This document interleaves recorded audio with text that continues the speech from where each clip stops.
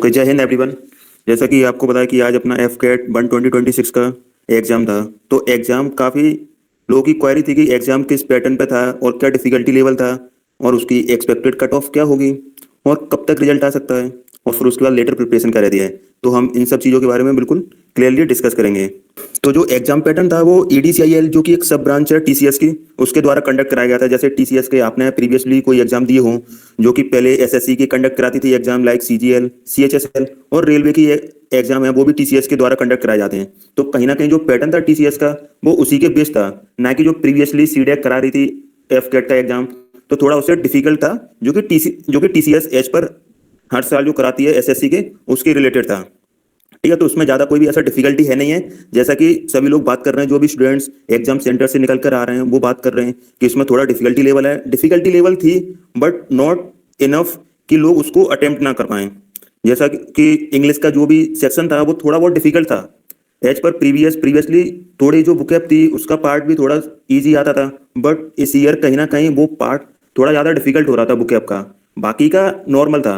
अगर बात करें रीजनिंग की, रीजनिंग का पार्ट भी लिटिल बिट डिफिकल्ट था जो कि कोडिंग और डिकोडिंग में था। बाकी की रीजनिंग का लेवल जो भी था वो बहुत ही इजी लेवल, लाइक अगर आप रेलवे के या SSC के भी अटेम्प्ट करते प्रीवियसली और जो भी TCS के प्रीवियस ईयर के अगर आपने मॉक लगाए होते प्रीवियस ईयर के तो आप उसको इजीली कर पाते। और क्योंकि टाइम इनफ था 2 घंटे का तो आप इजीली अटेम्प्ट कर पाओगे, इतना कोई टाइम कंज्यूमिंग था नहीं रीजनिंग का। और अगर बात करें मैथ के उसकी क्वेश्चंस की, तो मैथ के क्वेश्चंस जो लेवल आया है उसका, तो अगर कोई थोड़ा बहुत अगर उसकी रीजनिंग एबिलिटी सही होगी तो उसको शायद ही पेन उठाने की भी जरूरत पड़ी हो। अगर आपने CG कैट के एग्जाम अटेम्प्ट किया है जो कि कोस्ट गार्ड असिस्टेंट कमांडेंट का होता है, तो उसमें भी कहीं ना कहीं जो लेवल रहता है मैथ का वो जितना ज्यादा हार्ड नहीं रहता, वो भी इजी टाइप का रहता है। तो उसी सेम पैटर्न पर कहीं ना कहीं मैथ आया था। एक दो सवाल थे जो लगता है कि मतलब उसमें पेन लेके अटेम्प्ट करना पड़ेंगे, अदरवाइज जो भी लेवल था बहुत ही ज्यादा इजी था। जिसमें एडवांस का पोर्शन था, नॉर्मली 3 या 4 सवाल थे एडवांस के, मैक्स टू मैक्स 6 सवाल आप मान के चलो। बाकी का पूरा अर्थमेटिक था जो कि without using the pen you can easily solve it. Okay. और लास्ट में जो GS का पार्ट था, GS के पार्ट में बहुत सारी कोचिंग्स हैं और इंस्टीट्यूट हैं जो प्रिपरेशन कराते हैं और बहुत सारे चैनल हैं यूट्यूब पर। तो अगर आप उनसे लास्ट मिनट रिवीजन या लास्ट मिनट मॉड्यूल लाइक वो वीडियो कराते हैं या लास्ट मिनट के फर्रे इस टाइप की वो वीडियो कराते हैं, अगर आप उनको देख कर जाओगे या आप उनसे मतलब 2-3 घंटे की क्लास भी ले लोगे तो करंट अफेयर तो इजीली उसमें से आ ही जाएंगे। और जो स्टैटिक जीके की बात करें तो स्टैटिक जीके के लिए आप कोई भी मतलब नॉर्मल तरीके से, अगर आप SSC या रेलवे के कोई सेम पैटर्न पर रहा है, अगर आप नॉर्मल ना इतना डीप में जाते हुए अगर आप कहीं ना कहीं थोड़े बहुत सोर्स से भी अगर आप उसकी मदद लेते स्टैटिक जीके की, तो आप उसको भी इजीली कवर कर पाते। जीके भी इतना ज्यादा हार्ड नहीं था जिस लेवल का बनना चाहिए। और अगर डिफिकल्टी लेवल की बात करें, जैसा मैथ में बात किया था, तो इजी टू मॉडरेट। मॉडरेट सिर्फ उसके लिए जिसने शायद थोड़े बहुत टाइम से प्रैक्टिस ना की हो मैथ की, उसके लिए आप कह सकते हो कि वो मॉडरेट लेवल का था। अदरवाइज जो रेगुलर प्रैक्टिस कर रहे हैं या मॉक दे रहे हैं उनके लिए बहुत ही ज्यादा इजी लेवल का था। Without using pen you can attempt each and every question. तो उसमें इतना ज्यादा टाइम कंज्यूमिंग नहीं था। वो तो रीजनिंग में इतना टाइम एक बार आप ले भी सकते थे, बट इस बार का मैथ जो था वो रीजनिंग से भी सरल था। अगर आप प्रीवियस ईयर की बात करें तो प्रीवियस ईयर में जो मैथ का लेवल था तो कहीं ना कहीं लोग उसको सॉल्व नहीं कर पा रहे थे क्वेश्चंस को। एक क्वेश्चंस में 3 या 4 क्वेश्चन को मिक्स कर वो लोग एक क्वेश्चन बना रहे थे मैथ का। बट इस बार देखोगे आप एक लाइन का ओनली क्वेश्चन आ रहा था और आप उसको इजीली एक बार पढ़ के उसको आप सॉल्व कर सकते थे। तो बहुत ही ज्यादा वो इजी टू मॉडरेट लेवल का था। अब GS मॉडरेट लेवल की इसलिए थी क्योंकि GS में कुछ करंट अफेयर थे वो तो आप इजीली कर पाओगे, बट द स्टैटिक जीके तो थोड़ा बहुत कहीं ना कहीं जो पार्ट रहता है, लाइक हिस्ट्री का पार्ट रहता है और फिजिक्स का पार्ट रहता है, इकोनॉमी का पार्ट रहता है, जियोग्राफी का, तो वो कहीं ना कहीं इतना वास्ट सिलेबस है तो आपको उसको कवर करने में थोड़ा बहुत कहीं ना कहीं टाइम लग जाएगा। तो इस वजह से वो मॉडरेट है, क्योंकि GS का सिलेबस इतना ज्यादा वास्ट होता है कि लोग उसको कहीं ना कहीं कवर नहीं कर पाते हैं। तो इसी वजह से वो थोड़ा बहुत मॉडरेट लेवल का था। अदरवाइज अगर आप GS की भी प्रैक्टिस करते या मॉक देते 2-3 तो आप उसको भी कवर कर सकते हैं इजिली।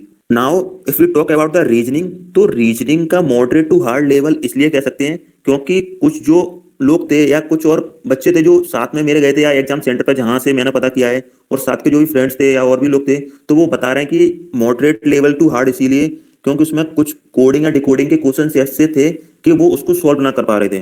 क्या है, कहीं ना कहीं एक वो +2 या -2 इस टाइप का पैटर्न रहता है, या वो जो भी आपके मतलब ABCD होती है कहीं ना कहीं ऊपर नीचे आगे पीछे करके वो दे रहे थे, तो उसको थोड़ा बहुत ट्रिकी आ रहे थे। अगर आप उसमें थोड़ा टाइम लगाते, लाइक 2 और 3 मिनट अगर आप उसको अच्छे से देखते तो वो कर पाते थे आप उसको इजिली। मॉडरेट इसलिए रखा है क्योंकि मॉडरेट में आपके पास एफ टाइम होता है। अगर आप उसमें टाइम दे रहे हो, क्योंकि 2 घंटे का एग्जाम होता है, अगर आप मतलब जीएस को और मैथ को अगर आप इजीली सॉल्व कर पा रहे हो इन 40 मिनट, तो आपके पास इनफ टाइम है कि आप रीजनिंग को लाइक 30 मिनट लेके सॉल्व कर सको। लाइक 30 और 40 मिनट तो आपके लिए उतना ज्यादा हार्ड नहीं रहता, मॉडरेट टू हार्ड है। अब नाउ ये डिपेंड करता है कि अगर स्टूडेंट्स इतना ज्यादा ब्रिलियंट है तो उसके लिए तो सभी चीजें ही शायद इजी लेवल की रही होंगी, but the majority of the childrens who attempt the exam, they all are saying that it is a moderate to hard. That's why it's come in a moderate to hard level. Now, if we talk about the English, तो English भी इतनी ज्यादा मतलब easy तो नहीं कह सकते, क्योंकि उसके बुकेब और लाइक PQRS वाले क्वेश्चंस हुए, तो इस टाइप के जो क्वेश्चंस बन रहे थे वो उसका लेवल तो हार्ड था।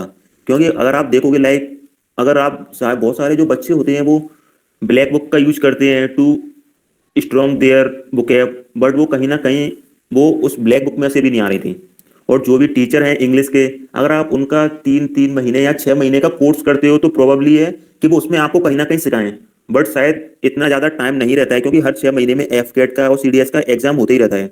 अगर सीडीएस से कंपेयर करें तो कहीं ना कहीं सीडीएस के कंपेरिजन में भी इस बार का इंग्लिश था तो थोड़ा हार्ड आया था, क्योंकि बच्चे एक्सपेक्ट करके जाते हैं कि एफकेट का एग्जाम है, क्योंकि इसमें एसएसबी भी आती है जो एएफएसबी होती है, तो वो एएफएसबी भी कहीं ना कहीं उसका लेवल तो it is the one of the hardest interview in India.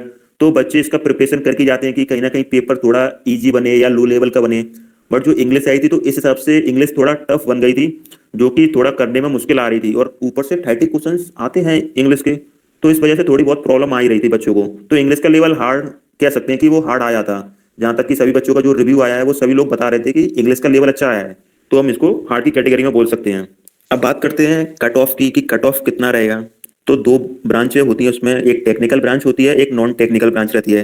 Technical branch रहती है जो भी बीटेक या बीई किए हुए होता है उनके लिए टेक्निकल ब्रांच रहती है, और बाकी के जैसे नॉन टेक्निकल के स्टूडेंट्स होते हैं वो किसी भी टाइप की ग्रेजुएशन करे हों तो उनके लिए वो नॉन टेक्निकल रहती है। इस बार जैसा बता रहे हैं कि टीसीएस के द्वारा जो अनाउंस किया गया है कि आपको नॉर्मलाइजेशन इतना ज़्यादा नहीं दिया जाएगा, और अगर पेपर की डिफिकल्टी लेवल की बात करें तो नॉन टेक वालों के लिए 125 to 135 it is the approx. इससे ज़्यादा तो कट ऑफ शायद ही जाए, क्योंकि कई बार ऐसा होता है कि बच्चों को 7 टू 10 नंबर, मोस्टली बच्चों को 15 टू 20 नंबर तक भी कहीं ना कहीं उनको नॉर्मलाइजेशन में मिल जाते थे, बट इस बार ऐसा नहीं होने वाला है कि नॉर्मलाइजेशन मिले, जो कि उन्होंने क्लियरली मना कर दिया है। अगर आपको नॉर्मलाइजेशन नहीं मिलेगा तो फिर इसका जो भी डिफिकल्टी लेवल के हिसाब से बात करें तो फिर 125 टू 135 इट इज इनफ। अगर आपके इससे ऊपर नंबर आ रहे हैं तो you are prepare yourself for the AFSB. अगर टेक्निकल की बात करें तो टेक्निकल के लिए जो कि हर साल रहता है, चाहे आपका पेपर कितना भी कठिन बने, कितना भी इजी बने, कोई उनको इतना मैटर नहीं करता, 100 टू 110 इट इज इनफ। तो इतना वो इनफ रहता है कि अगर आपके इससे ऊपर आ रहे हैं तो आप कहीं ना कहीं क्वालिफाई कर जाओगे। ओके, तो इसकी ज्यादा टेंशन मत लो, बस अब आपको देखना है कि अगर आपके मार्क 135 या 110 से ऊपर बन रहे हैं तो आप अपने एएफएसबी की प्रिपरेशन करना स्टार्ट कर दो। हाँ, तो अगर आप जो रिजल्ट डेट है, अगर आप उसकी एक्सपेक्टेड डेट का देखना चाहते हो, या फिर जो भी अपनी आंसर की आने वाली है, अगर आपको लगता है कि आंसर की क्या कहते हैं जो 1 फरवरी को आने वाली है 5 बजे के बाद, आप उसको देखना। अगर आपके उसमें मार्क 125 टू 135 के ऊपर आ रहे हैं तो आप प्रिपरेशन करना स्टार्ट कर दो अपनी एएफएसबी की, क्योंकि वो इतने नंबर आपके लिए इनफ रहेंगे कि आप उसको इजीली इतने नंबर से ऊपर अगर आपके आ रहे हैं, जो कि आप अपने आंसर की में मैच कर लेना।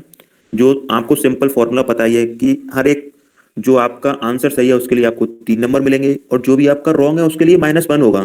तो ये सिंपल सा फंडा है, आप इसको देखना और इनको कैलकुलेट करना। अगर आपके 135 से ऊपर आ रहे हैं तो you can start your preparation for the AFSB. ठीक है, तो आपको इतना इंतजार नहीं करना है कि मेरी जो भी आपका रिजल्ट है, लाइक रिजल्ट आपका हर बार जैसे आ जाता है 2 या 3 वीक के अंदर, मतलब 15 या 20 दिन के अंदर जो भी आपका रिजल्ट आ जाता है, तो आप उसको देखना। तो आप उसके लिए इतना वेट मत करना कि 15 या 20 दिन में इंतजार करूंगा फिर उसके बाद अपनी प्रिपरेशन स्टार्ट करूंगा, तो नहीं। आप सिर्फ अपनी आंसर की को देखो। अगर आपकी आंसर की में इससे ज्यादा नंबर बन रहे हैं तो आप अपनी अपनी एसएसबी की या एएफएसबी की जो भी आप समझो उसकी प्रैक्टिस अपनी स्टार्ट कर दो करने की, क्योंकि जो भी आपका डिफिकल्ट पार्ट रहेगा वो है आपकी एएफएसबी। अगर आपको रिकमेंड होना है तो अपनी एएफएसबी की प्रिपरेशन उसको बहुत ही ज्यादा मजबूत करना पड़ेगा। Now if we talk about after clearing, like अगर आपने अपना क्लियर कर रहे हो, आप कट ऑफ इजीली आपके नंबर आ रहे हैं 135 से ऊपर या 110 से ऊपर फॉर द टेक्निकल स्टूडेंट्स, तो फिर उसके लिए आपको लेटर प्रिपरेशन करना पड़ेगी, वो रहेगी आपकी एएफएसबी। ठीक है, एएफएसबी की आप प्रिपरेशन कर सकते हो। अगर आप इस एग्जाम को एक बार क्लियर करते हो तो फिर आपका जस्ट जिस दिन आपका रिजल्ट अनाउंस होगा उसी दिन आपकी एक विंडो ओपन होती है जिसमें आप अपनी डेट चूज कर सकते हैं फॉर द एएफएसबी। तो अपने इंडिया में 5 सेंटर हैं एएफएसबी के। फर्स्ट जो एएफएसबी का सेंटर है वो है देहरादून, जो सेकंड एएफएसबी का जो सेंटर है वो है मैसूरू, जो थर्ड एएफएसबी का सेंटर है वो है गांधीनगर, फोर्थ एएफएसबी का स्टेशन है वो है वाराणसी और फिफ्थ है वो है गुवाहाटी में। तो आप इनमें से कोई भी जो भी आपके घर के पास हो या आपकी स्टेट या सिटी के पास हो और जो आपके लिए सुइटेबल हो, आप इनमें से कोई भी एक चूज कर सकते हो। और आप सबसे मेन चीज है जो डेट, क्योंकि आपको नहीं पता कि फ्यूचर में कि मेरे को कौन सी डेट लेना है। क्या पता कई बार ऐसा होता है कि आपने डेट ले ली और उस डेट के आसपास आपके एग्जाम आ रहे हैं, तो आप पहले ही सारी चीजें क्लियर करके चलो, क्योंकि फिर लास्ट में जाके वो थोड़ा डिफिकल्ट हो जाता है अपनी डेट को चेंज करवाना। तो पहले से सारी चीजें ध्यान रखना, जब भी आप अपनी डेट को चूज करो तो उससे पहले देख लेना कहीं एक डेट मेरी कहीं किसी चीज से कलेश तो नहीं कर रही है। अगर ऐसा कुछ होता है तो आप अपनी डेट दूसरी चूज करना, बट हमेशा अपनी डेट ऐसी देखना कि जो किसी भी चीज से कलेश ना करे और आप अच्छे से अपनी एएफएसबी देने जाओ। एएफएसबी में 2 स्टेज होती हैं जो कि एसएसबी में भी होती हैं, जो सिमिलर काइंड की होती हैं, जो चाहे एसएसबी में हो या एएफएसबी में। बस डिफरेंस ये एक ही है जो मैं आपको आगे बताऊंगा। Like there are 2 stage, stage 1 screening phase and stage 2 psychology interview और group testing and the conference. अब इसको कंपेयर अगर आप करेंगे एएफएसबी को एसएसबी से, तो एसएसबी में फर्स्ट डे जो आपका होता है वो होता है ओनली स्क्रीनिंग टेस्ट के लिए। अगर आप इसको कंपेयर करते हो कि एएफएसबी में फर्स्ट डे आपका स्क्रीनिंग का टेस्ट तो होगा ही होगा, और साथ में आपको नाइट के टाइम पर या इवनिंग के टाइम पर जो कि आपके सारे डॉक्यूमेंटेशन फिल हो जाएंगे, आपको थोड़ा रिलैक्स करने का मौका दिया जाएगा थोड़ी देर के लिए। फिर उसके बाद आपको डायरेक्ट साइकोलॉजी टेस्ट के लिए वो आपको बुला लेते हैं। ओके, अगर आप स्क्रीनिंग टेस्ट को पास करते हो तो फिर आपका वो स्टेज 2 आता है जिसमें आपके psychology interview group testing and conference रहती है। और स्टेज 1 क्लियर अगर नहीं कर पाते हो तो आपको सेम डे उसी दिन वो आपको बाहर कर देंगे और आप अपने घर पर आ सकते हो। बट जो स्टेज 1 क्लियर करता है उनको 4 दिन उधर रुकना होता है और जो बाकी के टेस्ट होते हैं उनको अटेम्प्ट करना पड़ता है। और अगर आप वो क्लियर करते हो, लाइक साइकोलॉजी टेस्ट हुआ, इंटरव्यू हुआ और ग्रुप टेस्टिंग हुआ, और जो लास्ट डे होती है आपकी 5th डे जो होती है कॉन्फ्रेंस डे होता है, अगर आप इन सबको क्लियर करते हो और जो आपके असेसर है उनके द्वारा आपको क्लियर कर दिया जाता है, फिर आपके पास बचता है थोड़े बहुत फॉर्म फिलिंग होगी। आपके फिलिंग करने के बाद जो भी फॉर्म है उसके बाद आपको मेडिकल की डेट दे दी जाएगी, जो भी एज पर आप कब की डेट लेना चाहते हो, ठीक है। और अगर बात करें इसमें कि टेस्ट में क्या क्या होता है, साइकोलॉजी का टेस्ट हुआ, जीटीओ का हुआ और इंटरव्यू का। साइकोलॉजी में मेनली 4 टेस्ट होते हैं, like TAT, WAT, SRT and SDT. ये 4 होते हैं टेस्ट और ये 4 टेस्ट ही रिटर्न होते हैं। बाकी के अलावा अगर आपको कुछ भी रिटर्न नहीं है, सिर्फ रिटर्न में एक और आपको फॉर्मेट देना पड़ेगा जो कि जीटीओ में होता है जीपी, उसमें भी आपको रिटर्न देना पड़ता है। बाकी का सारे कहीं ना कहीं जो टेस्ट होते हैं वो जीटीओ में सारे फिजिकली इन्वॉल्व टेस्ट होते हैं। और इंटरव्यू में आपका 1 to 1 पर्सनल इंटरव्यू होगा विद द असेसर। अगर आप सारे टेस्ट क्लियर करते हो अच्छे से और आपके असेसर आपको रिकमेंड कर देते हैं तो उसके बाद आपका रिजल्ट अनाउंस होगा आफ्टर दी कॉन्फ्रेंस। और उसके रिजल्ट को अनाउंस करने के बाद आपको न्यू चेस्ट नंबर मिल जाएंगे और आपको फिर मेडिकल टेस्ट के लिए बता दिया जाएगा। और फिर अगर आप मेडिकल टेस्ट क्लियर करते हो फिर आपको फाइनल मेरिट के लिए वेट करना पड़ेगा, जो कि फाइनल मेरिट आती है लाइक आपके 6 महीने या 7 मंथ जो भी उसका एक साइकिल होता है उसके रिलेटेड आपकी फाइनल मेरिट लिस्ट आ जाएगी। और फाइनल मेरिट लिस्ट को अगर आपको उसमें क्लियर करना है तो उसके लिए आपको 170 और 170 या 180 के प्लस मार्क होना चाहिए। और फिर आपके मार्क जो भी बनते हैं, लाइक जो भी आपके असेसर आपको मार्क देते हैं वो भी आपके मैटर करते हैं। आपको उन सारे मार्क को ऐड करने के बाद अगर आपके मार्क अच्छे हैं तो आप you are ready for to join the academy और to be a future officer. अगर रिटर्न क्लियर हो रहा है और आपको लगता है कि 125 to 135 के ऊपर नंबर है तो आप हमको कांटेक्ट कर सकते हो। SSC2 academy, it is our coaching name.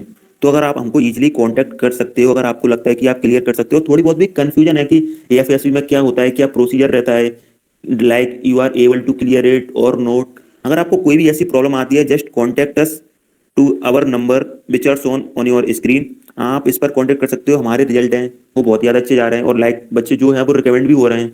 And this thing we are doing since last 6 month. तो रिजल्ट की चिंता आप करना ही मत। अगर आपको थोड़ा बहुत 19-20 डाउट है, अगर आपको लगता है थोड़ी बहुत भी प्रिपरेशन की जरूरत है तो आप हमको इजीली कांटेक्ट कर सकते हो, not for the only purpose for coaching. अगर आपको कोई भी क्वेरी ऐसी है कि आपको किसी भी चीज में प्रॉब्लम आ रही है तो आप हमको कांटेक्ट कर सकते हो और वो आपको सारी इन्फॉर्मेशन हमारे द्वारा प्रोवाइड कर दी जाएगी या हमारी टीम के द्वारा।